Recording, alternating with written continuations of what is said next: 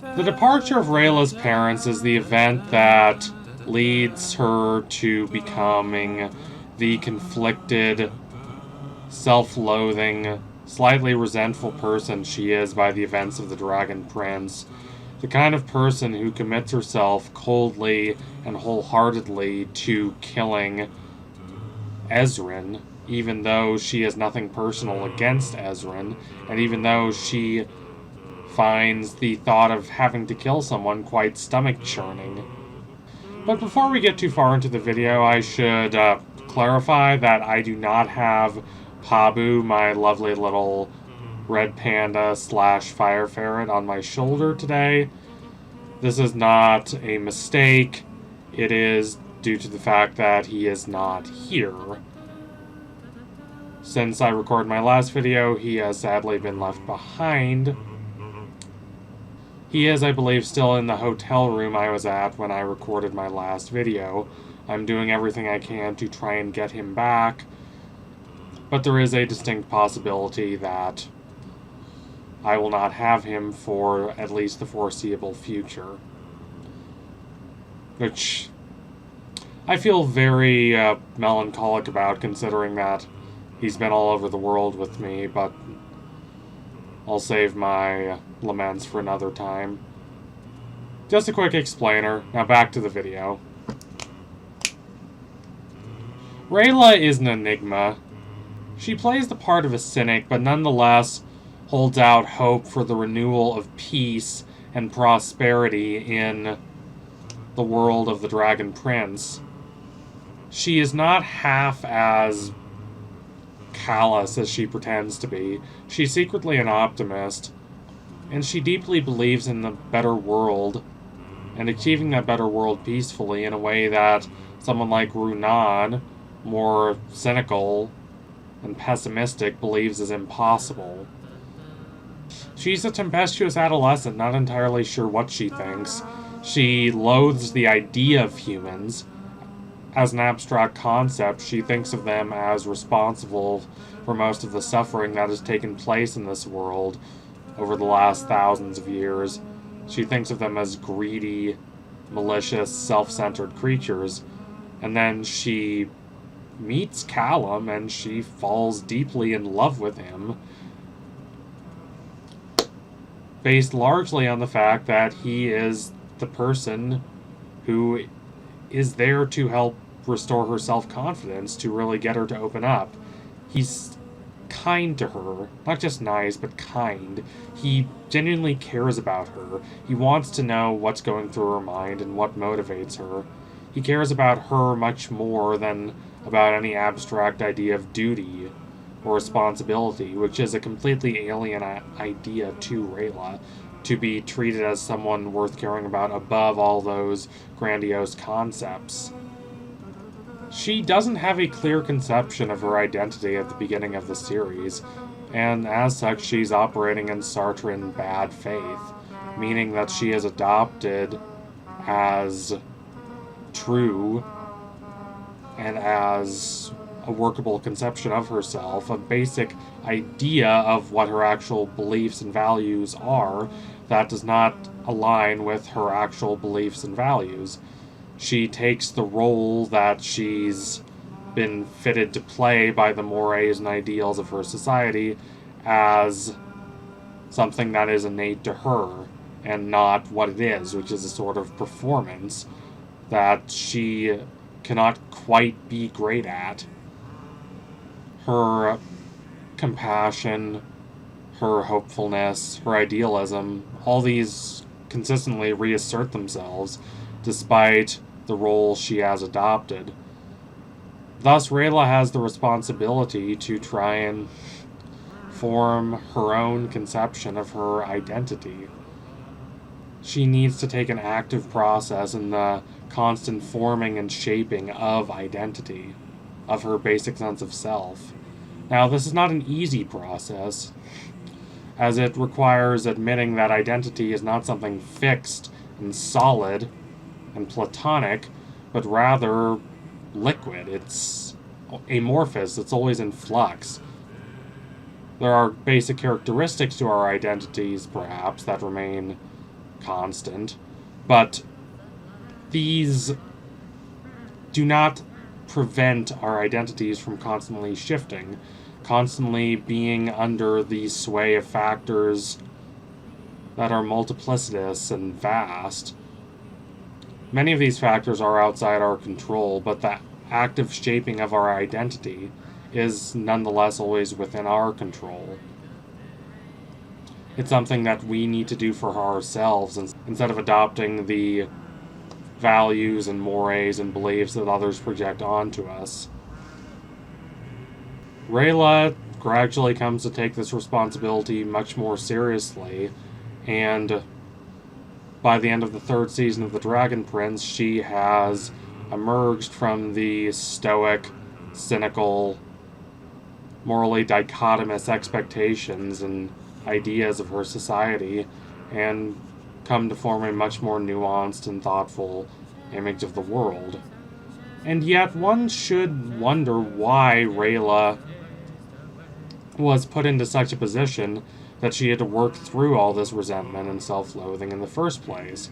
And one should also wonder why this societal conditioning is so fundamental to Rayla's basic conception of values, even now that she regresses and retreats back to that old valorization of duty and responsibility above all else, above more personal and palpable and real connections with the people we truly love and care about.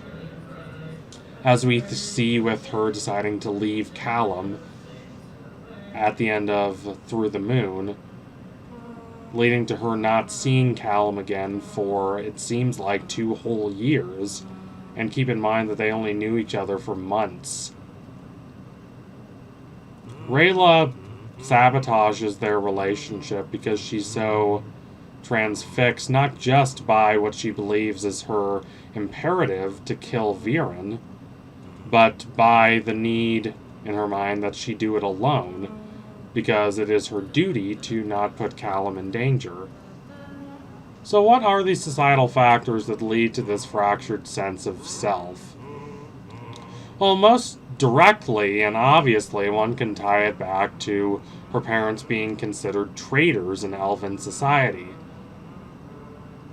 Once part of the illustrious Dragon Guard, they were blamed for Viren's triumph and what they believed to be Viren's destruction of the dragon's egg.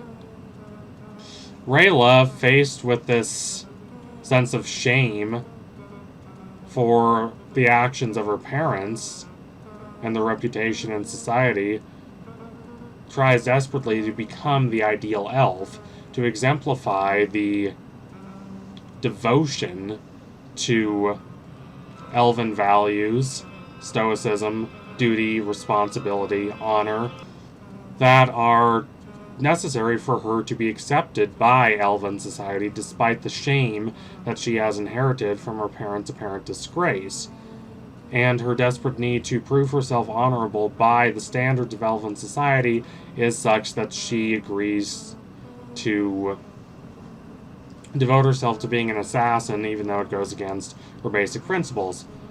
All of this I've said in one form or another quite a few times because it does provide a devastating picture of Rayla's psyche.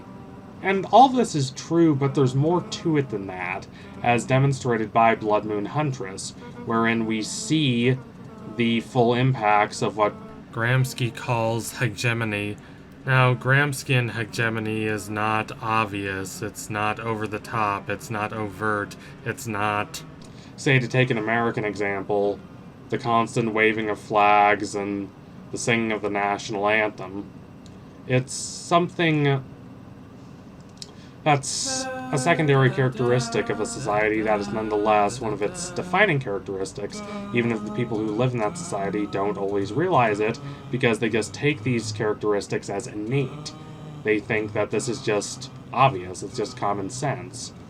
For instance, in America, it's the idea that we're all these kind of separate, isolated individuals pursuing our own individual self-interests. that there is no real collective interest, just a jumble of different self-interests. This can be stated very overtly, such as the actor's famous, "There is no such thing as society." But this kind of hyper-individualist thinking, one way or another, is kind of rooted in the American psyche, to the extent that we don't even really think about it. For the elves, it's quite different. It's this conception of duty. It's your responsibility to not just the community, but to these abstract ideals of what is beneficial to the community. And your personal attachments are not as important as that. Rayla's parents only hesitate slightly over the idea that they would have to leave behind their daughter for years, even if everything goes well, to go on this dangerous mission. And of course, even though they don't say it outright in Bloodmoon Huntress, they have to know that there is a significant chance that they will not come back from that mission, thus making Rayla an orphan, which is functionally what happens. It is not that this viewpoint is right or wrong. Rayla's parents certainly are not bad people. They're brave and noble and selfless. But they nonetheless assume, without even thinking, that it makes perfect sense to choose their duty over their daughter. In other words, their responsibility to these abstract ideals and to the protection of the dragons over their responsibilities to their daughter. Callum would likely find this whole concept insane, as would most of us, but for the elves, it's hardly a concept at all. It's just a part of their social fabric, as much as any other part of their culture. And Rayla, despite being harmed by this purist devotion to duty, has internalized that same devotion. She's taken it in a different direction by season 4, being willing to leave Callum in order to pursue her hunt of Viren. But the basic concept driving her basic responsibilities to these grandiose ideas of what her duty is, and honestly to Callum as well, these conceptions overpower all other aspects of her psyche and her character. They are more important to her than being with Callum, and she doesn't take this as her neglecting Callum. She thinks that she's doing him a service. This is the elven mindset.